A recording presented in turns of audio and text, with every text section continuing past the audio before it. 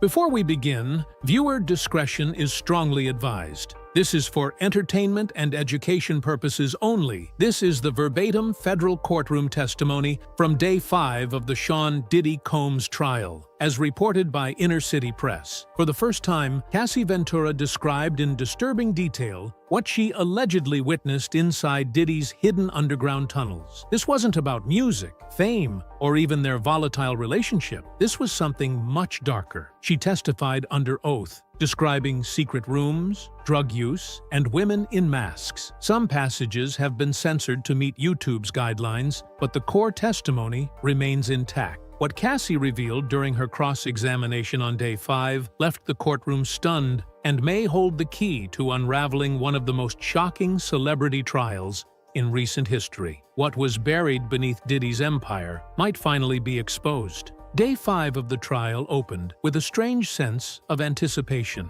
Reporters shuffled in earlier than usual, the public gallery packed tighter than ever, and even the jurors seemed more alert. There was a heaviness in the air, and everyone knew why. Cassie Ventura was returning to the stand. Unlike the previous days of emotionally heavy but legally routine testimony, today would be different. Something was coming. Cassie entered quietly, flanked by security, and took her seat across from the defense. She looked tired, but calm. The judge reminded everyone that courtroom decorum would be strictly enforced. Then the questioning began. The defense, seemingly shifting strategy, skipped past basic relationship questions and instead asked Cassie to walk the court through Diddy's Los Angeles mansion, its design, layout, security protocols. The questions seemed oddly architectural at first, until one slipped through that stopped everything. Ms. Ventura, have you ever been beneath the property?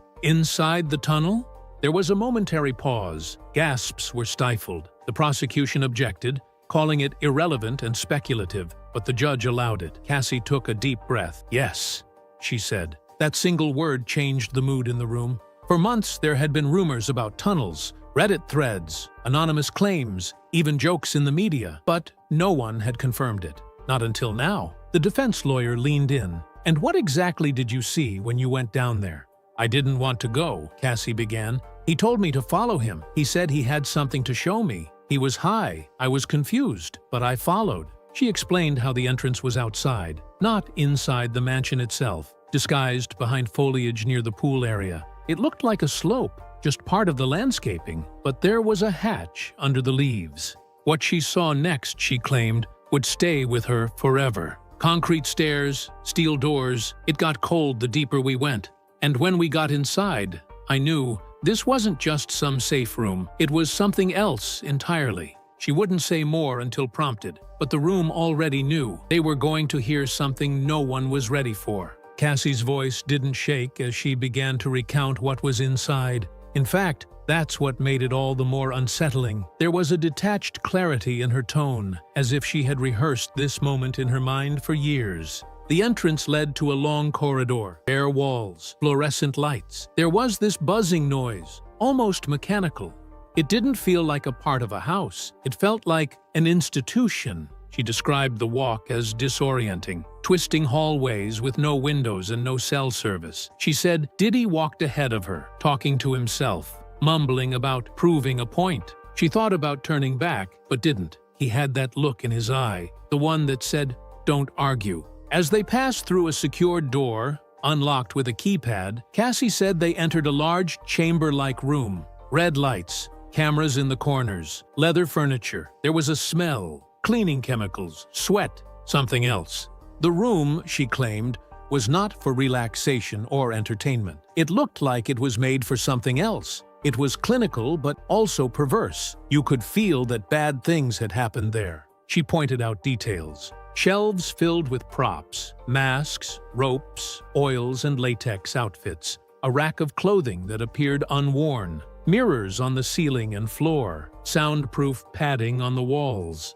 None of it felt like a fantasy, she said. It felt like control, like it was built for power over someone else. The defense pressed her. Had you ever seen anyone else down there? Cassie hesitated. Yes. She described seeing two women in wigs and masks. One was lying still on a couch, the other sitting near a tripod with a camera mounted. They didn't speak. They didn't move much. He called them performers. I wasn't introduced. When asked how long she stayed, she said, "Not long." I made an excuse. I said I felt sick. Back upstairs, she locked the bedroom door. Hours later, Diddy confronted her. He told me, "You never saw anything. You don't repeat anything. That place is for me, not for you."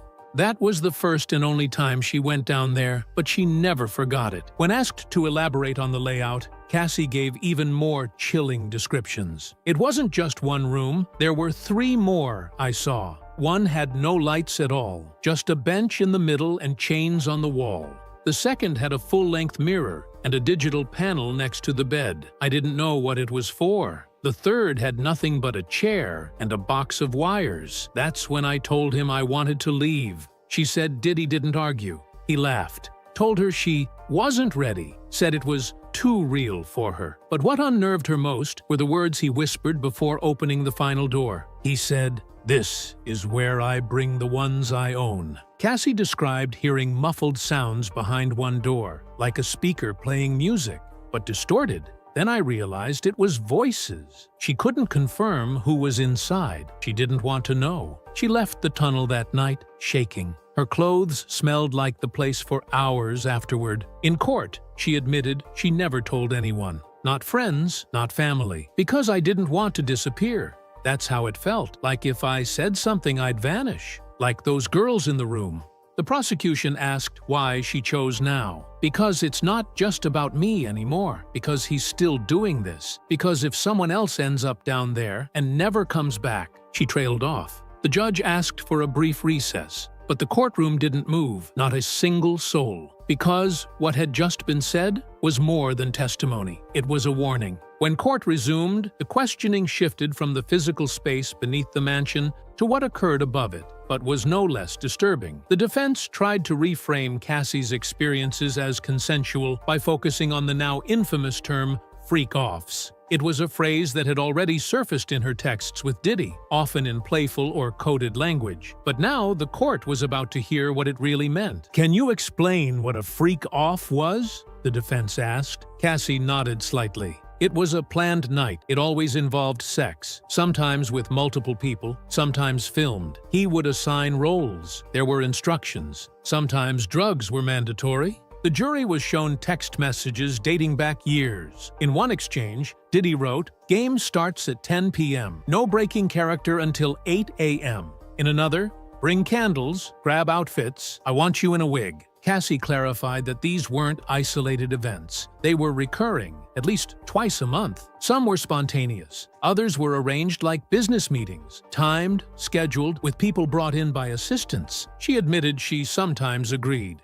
But agreeing while drugged is not consent. I was often high. Sometimes I didn't remember what I had done. The prosecution interjected to clarify that these events, which Diddy referred to in writing as sessions, often happened in luxury hotels, sometimes in his private homes. "Did any occur in the tunnel?" the prosecutor asked. Cassie swallowed hard. Yes. She described one event where she was instructed to wear a latex suit and remain silent the entire night. "I was told I'd be punished if I broke character." The guests that night included strangers. He never gave names. I was told to trust him. One message entered into evidence included a chilling line from Diddy. "This time, I want control. No safe word." Cassie testified she didn't always feel in control of her own body. "Afterward, I felt hollow. I wasn't sure who I was anymore." She would later delete videos and photos. Not because of shame, but fear. Fear that if she spoke, something worse would happen. The questioning turned to the role drugs played in these encounters. What substances were commonly used during these events? The prosecution asked. Cassie didn't hesitate. Opiates, MDMA, benzos, weed, but mostly pills I didn't ask for. Sometimes I didn't know what I took until I passed out. She testified that the drugs were often handed to her by Diddy directly, or his staff. He'd say it was something to help me relax, but it made me foggy, slow, compliant. She recalled one night waking up on the floor of his Miami property, covered in sweat, with a camera light still on. "I don't know how I got there. I don't know who was in the room." She told the court that eventually she began to suspect videos were being kept. He'd tell me, "You're mine forever now." At first, I thought it was just words. Then I realized he was documenting things for control. The defense challenged this assertion, asking if she ever saw these videos. Only once, briefly, a clip on his laptop. Me, 2 men. I didn't remember it happening. She said she begged him to delete it. He told me, "I keep everything for leverage."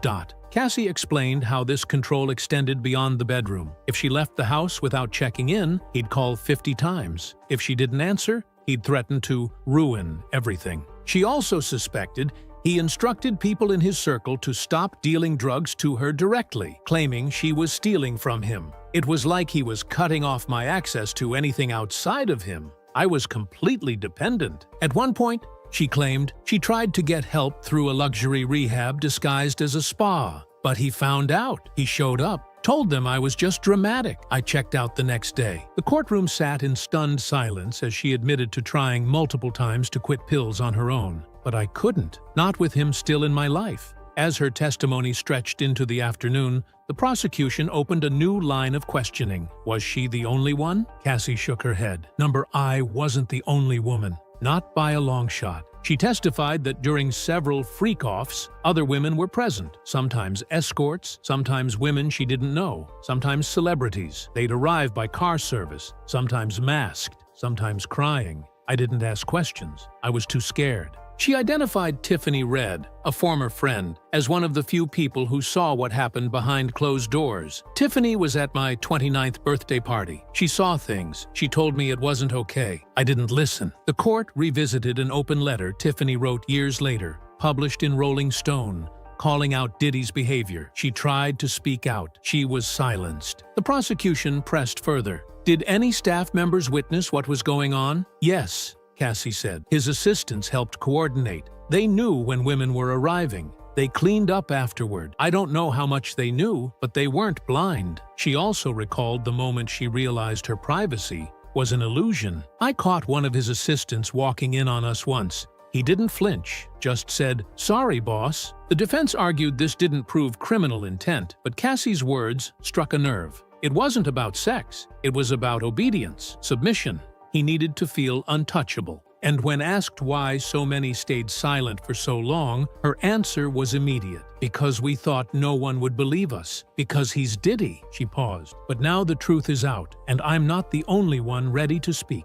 As the courtroom braced itself for the next chapter of testimony, the prosecution turned to the most harrowing portion yet. The physical abuse. Cassie had already described the manipulation, the underground tunnel, and the disturbing parties. But what came next wasn't symbolic. It was bruises. It was blood. It was her body, damaged in silence. "Did Mr. Combs ever physically assault you?" the prosecutor asked. Cassie nodded, staring down. "Yes, many times." She described early signs, grabbing her wrist too hard, pushing her during arguments. He always apologized afterward, promised it would never happen again, but it always did. The court was shown photos of a gash above her eyebrow. Cassie confirmed it was from a night she came home late after a solo dinner. "He thought I was cheating. I wasn't." She claimed he was inebriated, paranoid, and aggressive. "I was supposed to be packing for a trip, but I was tired. I fell asleep on the couch. I woke up to him screaming. I don't remember much after that, just the pain." She also recalled being kicked in the back after he read a text from another man. The prosecution pressed, "Do you remember who it was?" "Kid Cudi," she said. "He thought we were having an affair." She said they had briefly dated during a break in her relationship with Diddy, but that he couldn't let it go. He brought it up constantly, used it to justify everything. She explained how, even when she tried to walk away, he found ways to punish her. He'd send messages through people I trusted, make sure I felt watched, make sure I remembered who was in control. When asked why she didn't go to the police, she said, "Because I didn't think anyone would believe me. He had power. I didn't." Then she told the court something that dropped like a stone. "After one of the worst nights, he threw me off a boat in the Caribbean, said I was dead weight. I swam to shore and still went back to him." At that moment, one juror was visibly shaken. The judge called for a brief pause, but the damage was done. Cassie had just made it clear that the abuse wasn't symbolic or hidden in shadows. It was physical, it was violent, and it was real. When court resumed, the prosecution carefully guided Cassie into the final and most infamous event, the Intercontinental Hotel incident. This wasn't a rumor. This wasn't online gossip.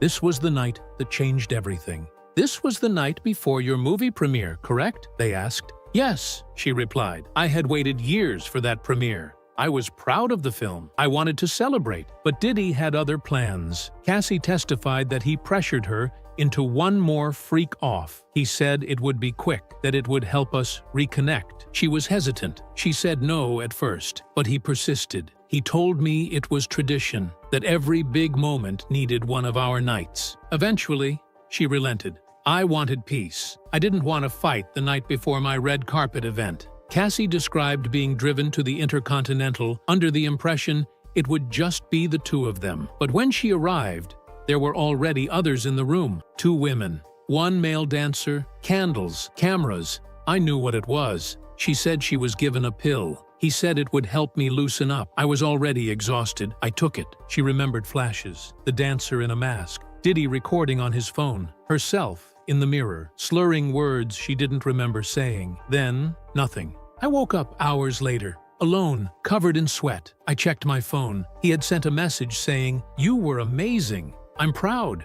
I didn't know what he meant." She never asked. She got up, cleaned herself off, and walked the red carpet hours later with a smile. No one knew. No one saw the bruises under the dress. The prosecution then presented a series of texts from that day. Diddy asking if she was still glowing, if she wanted to do it again after the after party. Her answer? "I never responded." That night, something inside her broke, and for the first time, she started to picture life without him. It wasn't just one night, it was the last straw in a decade of control. The next morning, she flew to New York alone. Diddy didn't follow. For the first time in years, she felt like she could breathe. The final segment of Cassie's Day 5 testimony was quiet, measured. Not as shocking as the tunnel or the violence, but somehow more haunting, because it showed what happens after the cameras stop flashing. She spoke about how she tried to heal. "At first, I pretended none of it happened. I told people we just grew apart, but inside,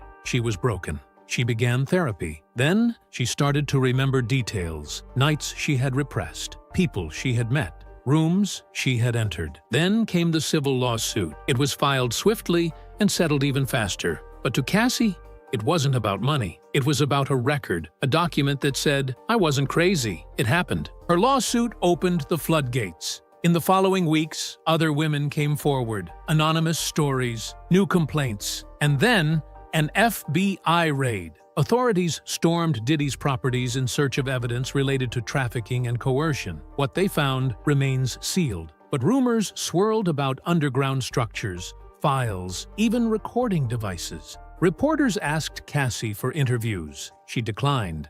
"I didn't want to become a symbol, I just wanted to be free." But now, here she was, in federal court, recounting everything in detail, on the record, under oath. When asked what she hoped would come of all this, her answer was immediate. Accountability, not just for me, but for everyone who went through that house, for every person who disappeared into those tunnels and never spoke again. And with that, her testimony concluded. The courtroom sat still as the judge dismissed the jury for the day. Cameras weren't allowed inside, but the world outside already knew something monumental had just happened. Cassie Ventura didn't just testify. She tore the lid off a hidden world, one that had been shielded by money, fame, and silence.